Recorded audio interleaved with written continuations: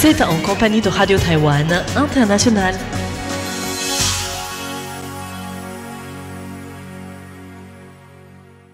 Bonjour tout le monde et bienvenue sur les ondes françaises de Radio Taïwan International. C'est Floriane Dai qui vous accueille aujourd'hui pour vous annoncer le programme de ce mardi 18 novembre. Tout d'abord, le journal de l'actualité vous sera présenté par Sasa. Ensuite, je vous retrouverai pour un décryptage qui est la suite de l'interview de Mu Zhi, un cofondateur du groupe Aromantique de Taïwan. Nous allons donc parler de diversité, d'orientation sexuelle et romantique. Ensuite, Lisa Dufaux, dans sa revue Asie-Pacifique, vous parlera de l'actualité en Nouvelle-Calédonie, au Bangladesh, en Nouvelle-Zélande et aux îles Cook, et enfin en Indonésie. Et pour conclure, si vous nous suivez également sur Internet, Clément Tricot, dans son émission RTF Relations Taïwan-France, partagera la suite de l'entretien avec Pierre-Antoine Donnet au sujet de son livre intitulé Taïwan, survivre libre. Je vous souhaite une excellente écoute et je vous laisse tout de suite en compagnie de Sasa pour l'actualité dont voici les principaux titres. S'exprimant à Paris, le vice-ministre des Affaires étrangères François Wu met l'accent sur la situation sui generis de Taïwan. Wu Xide et Victor Louzon, lauréats du 29e prix de la Fondation culturelle franco-taïwanaise. Pour son centenaire, le Musée national du Palais de Taipei présente l'exposition Dragon au musée du Quai Branly à Paris. Le Premier ministre de Tuvalu reçu par le président Lai Ching-te avec les honneurs militaires. Taïwan fait un nouveau don de matériel médical à l'Ukraine. S'exprimant à Paris, le vice-ministre des Affaires étrangères François Wu met l'accent sur la situation sui generis de Taïwan. François Wu, également ancien ambassadeur en France, a fait une apparition remarquée hier 17 novembre lors d'un séminaire organisé à la Maison de l'Amérique latine par la Fondation française pour la recherche stratégique. Il s'agirait de la première participation d'un vice-ministre taïwanais des Affaires étrangères à un événement public à Paris depuis près de 10 ans. À cette occasion, il est revenu sur la situation économique, rappelant que le PIB par habitant de Taïwan avait dépassé celui du Japon l'an dernier et devrait bientôt dépasser celui de la Corée du Sud. Taïwan est également le leader du secteur des semi-conducteurs. Sur le plan économique et scientifique, Taïwan n'a jamais été aussi puissant et aussi populaire à l'échelle mondiale, a-t-il affirmé, tout en précisant qu'au même moment, Taïwan n'avait jamais été confronté à une menace aussi importante de la part de la Chine. Interrogé sur le discours de la vice-présidente Xiao Bi-khim lors du sommet de l'Alliance interparlementaire sur la Chine au Parlement européen le 7 novembre, François Wu a déclaré que cela a nécessité d'intenses négociations. Il a souligné que c'est un fait véritablement inédit. En outre, le ministre des Affaires étrangères Lin Jialong a également effectué des visites dans des pays européens en septembre et novembre, ce qui constitue aussi une première. Enfin, François Wu a regretté le fait que Taïwan, malgré les éloges concernant son système démocratique, demeure exclu des instances internationales. Soulignant que la réglementation de l'Union européenne reposait sur le concept de sui generis, c'est-à-dire une forme de droit propre à l'UE, François Wu a indiqué que la situation de Taïwan était également sui generis, représentant une nouvelle forme d'existence nationale. Nous possédons tous les éléments qui constituent un État souverain et indépendant, notre propre monnaie, une armée, notre diplomatie et notre propre mode d'existence au sein de la communauté internationale, a-t-il souligné. Wu Xide et Victor Louzon, lauréats du 29e prix de la Fondation culturelle franco-taïwanaise.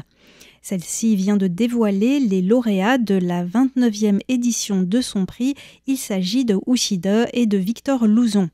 Wu Xide a enseigné à l'université Tam Kang pendant près de 40 ans où il a dirigé le département de français et était doyen de la faculté des langues étrangères.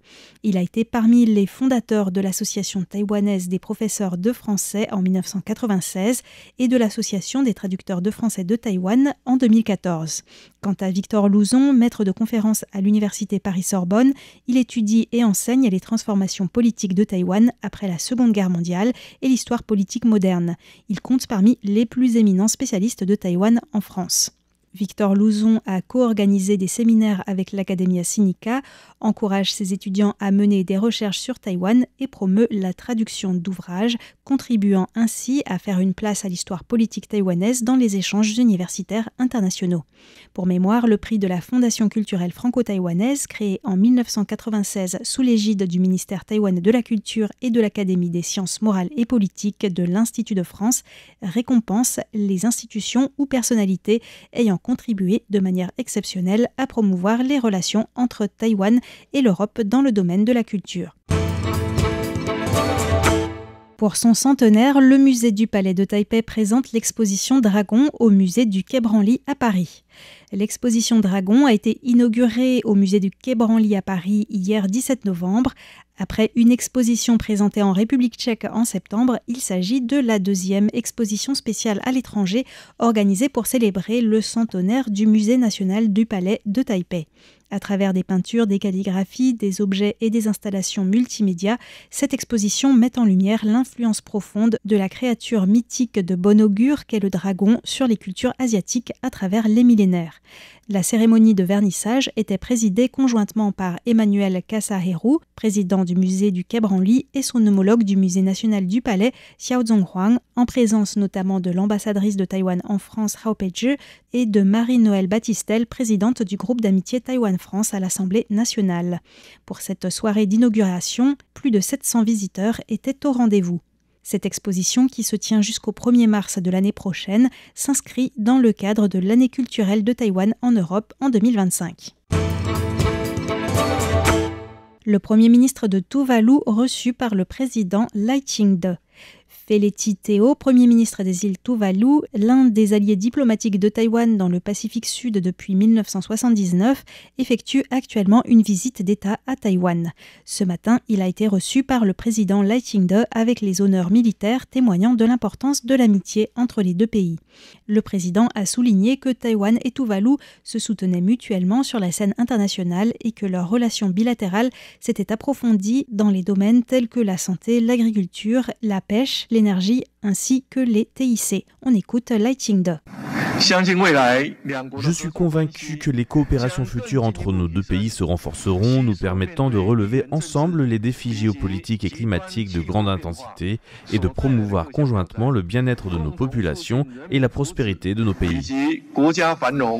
De son côté, Feleti Teo a souligné que Tuvalu accordait une grande importance à sa relation diplomatique privilégiée avec Taïwan, une relation bâtie sur des valeurs démocratiques partagées. Lors de sa visite, plusieurs accords seront signés afin d'approfondir encore davantage les relations bilatérales. La MAC alerte sur l'escalade de l'infiltration du Parti communiste chinois à Taïwan. La Commission ministérielle des Affaires continentales, la MAC, a publié un message sur les réseaux sociaux rappelant à la population taïwanaise que le Parti communiste chinois recourait de plus en plus à 6 méthodes pour infiltrer Taïwan. La coercition pour obtenir des informations classifiées, l'infiltration des organisations locales, l'infiltration des partis politiques, des entreprises pour obtenir des informations technologiques confidentielles, l'ingérence électorale ainsi que l'infiltration en zone grise. Ce message se basait sur une analyse du juge du tribunal de Taipei, Xu Kaijie, spécialiste de sécurité nationale. En octobre dernier, il a alerté sur l'escalade de l'infiltration du Parti communiste chinois à Taïwan, soulignant que le nombre de personnes poursuivies au motif d'une infiltration chinoise était de 28 en 2022, 86 en 2023 et avait grimpé à 168 l'année dernière. Xu Kaijie promeut ainsi une coopération entre Taïwan et les États-Unis en matière de formation au contre-espionnage. Il promeut également le concept de démocratie défensive, rappelant qu'un contrôle insuffisant conduisait à l'infiltration d'agents des États autoritaires, tandis qu'un contrôle excessif ferait glisser le pays vers une forme de dictature. À noter que récemment, des affaires d'espionnage ont touché plusieurs partis politiques taïwanais, notamment le Parti démocrate progressiste actuellement au pouvoir. Taïwan fait un nouveau don de matériel médical à l'Ukraine. Afin d'aider l'Ukraine à maintenir ses capacités médicales de base en temps de guerre, le représentant taïwanais en Pologne, Jeff Liu, et le maire de Vinnytsia, une ville du centre-ouest de l'Ukraine, ont signé un protocole d'entente par visioconférence hier pour lancer une coopération prévoyant un don de matériel médical par Taïwan, la formation de médecins et le renforcement des capacités de soins maternels et infantiles. Depuis le début de la guerre russo-ukrainienne, Taïwan n'a cessé de soutenir l'Ukraine à travers des dons dans les domaines des soins médicaux, de l'éducation, de la reconstruction et du développement des infrastructures. À cette occasion, Jeff Liu a révélé que 2 médecins de Vinnytsia avaient déjà achevé leur formation professionnelle à Taïwan et que 2 autres s'y trouvaient actuellement afin de suivre une formation complémentaire en soins néonatals et en gestion de soins intensifs. C'était le journal de l'actualité taïwanaise du mardi 18 novembre 2025. Merci beaucoup de l'avoir suivi. Je vous invite à rester en compagnie de Radio Taïwan International pour la suite de notre programme.